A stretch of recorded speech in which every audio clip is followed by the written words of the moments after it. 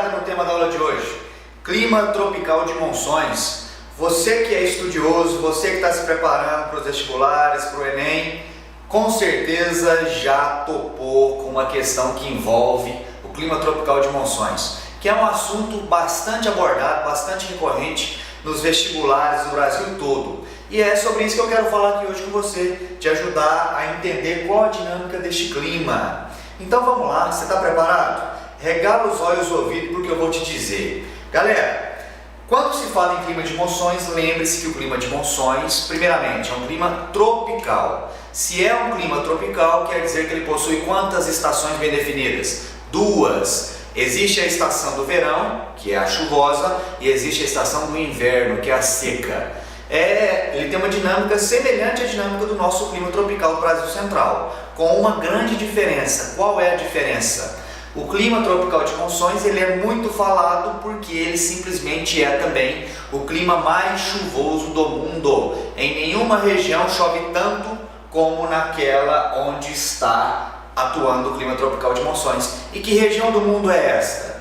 Consegue reconhecer meu desenho? Que região do mundo eu tentei representar aqui? É lógico que meu desenho não está perfeito, mas esses contornos se assemelham ao subcontinente indiano. Eu estou falando então do sudeste da Ásia. Eu estou falando aqui da Índia. Há outros países como Nepal, Butão, Paquistão, Bangladesh. Olha aqui a ilha do Sri Lanka. Um pedacinho da China está aqui, Ou seja, toda essa região está submetida ao clima tropical de monções. Mas por que ele ocorre? Por que ele é tão chuvoso assim? Eu vou te mostrar isso agora a partir deste desenho. Então vamos lá. Eu quero começar fazendo com que você imagine comigo que esta situação inicial que eu estou te mostrando seja a época do inverno. Então é a estação do inverno. Esse inverno no hemisfério norte, sobretudo aqui nessa região da Península Indiana, vai aproximadamente do mês de dezembro até o mês de maio, mais ou menos, tá? Lembrando que aqui as 4 estações não são bem definidas. Há 2 estações claramente delimitadas ao longo do ano, o inverno e o verão. Então, imagine que seja inverno. Se é inverno nessa localidade, que está onde? No hemisfério norte, perceba aqui, Trópico de Câncer, hemisfério norte.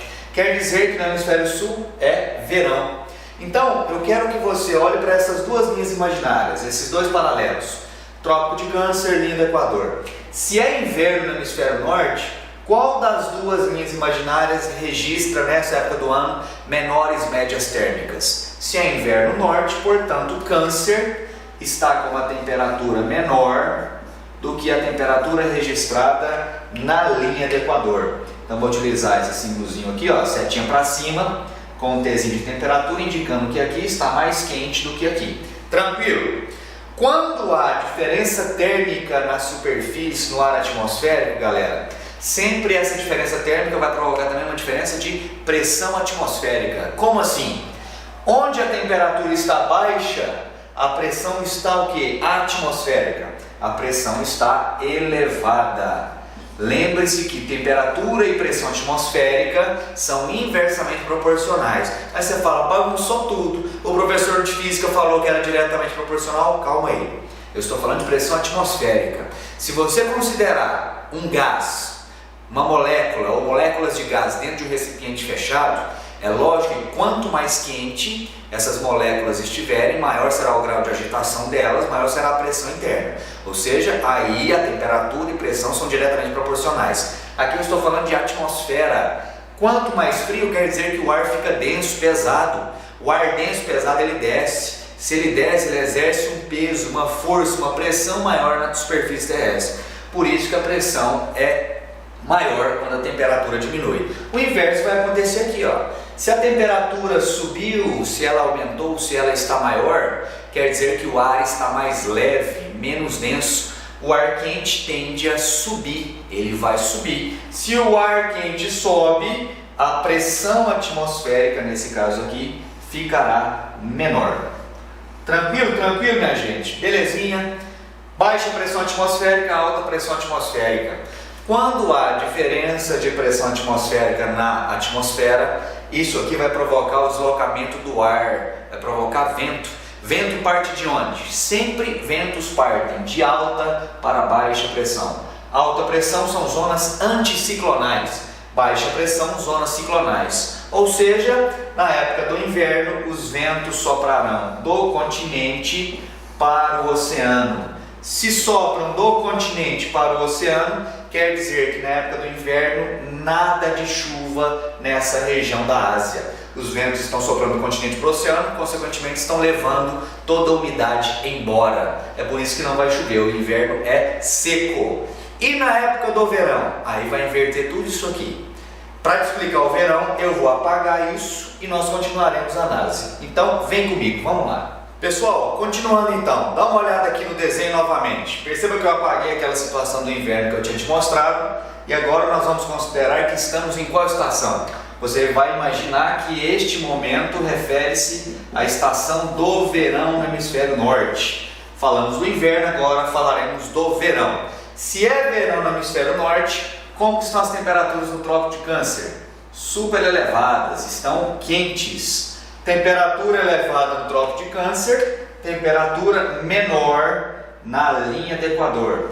Perceba que eu não estou querendo dizer que o Equador está frio não, viu? Só estou te falando que, comparativamente, as temperaturas no Equador estão menores do que no Trópico de Câncer. Se novamente há uma diferença de temperatura, haverá também uma diferença de pressão atmosférica. Temperatura maior, você já aprendeu, que implica em menor pressão atmosférica. Menor temperatura, maior pressão atmosférica. Então, comparando a situação do inverno, você percebeu que tudo aqui ficou invertido. Agora a nossa zona de alta pressão está no trópico, ou melhor, na linha do Equador, Oceano Índico, enquanto que a baixa pressão está no continente. Isso quer dizer que os ventos soprarão de onde para onde? Isso quer dizer que na época do verão, os ventos soprarão, desta vez, do oceano para o continente. E se vento sopra do oceano para o continente, quer dizer que esses ventos partirão carregados de quê, minha gente? Carregados de umidade, massas de ar úmidas, nuvens carregadas de umidade trazidas do oceano. E aí, há um detalhe físico no subcontinente indiano que vai fazer toda a diferença, que vai determinar o excesso de chuvas. Qual é? Lembre-se que, quando a gente fala de relevo, é frequentemente citada a maior cordilheira montanhosa do mundo, que qual é? É a Cordilheira do Himalaia, que está aqui, ó, no norte do subcontinente indiano. Então, mais ou menos nessa região que aqui eu estou rabiscando para representar a Cordilheira do Himalaia, está essa imensa formação montanhosa, Cordilheira do Himalaia. Essa Cordilheira do Himalaia, meu povo, vai funcionar como uma barreira. Ou seja, as nuvens que vêm carregadas de umidade do oceano, elas ficam retidas, barradas pela Cordilheira do Himalaia. Elas não conseguem avançar mais para o interior da Ásia. Então essas nuvens vão se acumulando na época do verão, se acumulam todas aqui na porção sul do Himalaia, e nuvens carregadas de umidade acumuladas nesta região provocarão chuvas em excesso nessa região da Ásia. Então chove demais na época do verão, em toda a Ásia, em toda a Índia, Sri Lanka, Nepal, Butão, Bangladesh, Paquistão, pega um pedacinho da China, Vietnã, Malásia, todo o sul e sudeste asiático é diretamente afetado pelas chamadas chuvas de verão, chuvas monsônicas. E aí alguns detalhes numéricos interessantes são os seguintes: se você comparar, lembra de qual é o clima mais chuvoso aqui do Brasil? É o clima equatorial, o clima amazônico. Chove em média na Amazônia 2.000 milímetros ao longo de 12 meses, ou seja, ao longo do ano todo. Aqui, nessa região da Ásia, chove uma média superior a 4.000 milímetros em metade do tempo, ou seja, em aproximadamente 4 ou 5 meses. Se na Amazônia chove 2.000 milímetros em 12 meses, aqui nessa região da Ásia vai chover o dobro na metade do tempo, pelo menos. Ou seja, é um clima chuvoso demais. E toda a época do verão nessa região do planeta, o verão aqui ele vai aproximadamente de junho até outubro, novembro, mais ou menos, essa época chuvosa, de junho até novembro, outubro, mais ou menos. E aí toda a época de chuva, toda a época de verão, as chuvas intensas causam sempre muitos transtornos. Você está olhando aí agora umas manchetes que eu selecionei para te mostrar, que é comum que as chuvas de monções no verão provoquem mortes. É interessante você relacionar que essa região da Ásia é também uma região muito pobre, grande parte da população vivendo nas zonas rurais. Então, além de mortes, causa inundações, enchentes, deslizamentos de terras, ou seja, um transtorno muito grande para a população local. E é algo que chove na mesma intensidade todos os anos. É por isso que esse clima extremamente chuvoso é tão falado, tão cobrado nos vestibulares. Tranquilo, galera? Espero que a minha explicação então tenha ficado a contento. Espero que você tenha compreendido claramente qual é a dinâmica dos ventos monsônicos, tanto no verão quanto no inverno. Desejo bons estudos para você, sucesso! Não se esqueça de curtir o vídeo caso tenha gostado, caso contrário, deixe aí seus comentários, suas sugestões, que eu lerei e as acatarei caso julgar interessante, claramente. Curta também minha página no Facebook. Valeu? Digita lá Gabriel Augustos que você vai encontrá-la. Um abração, até a próxima. Obrigado. Valeu!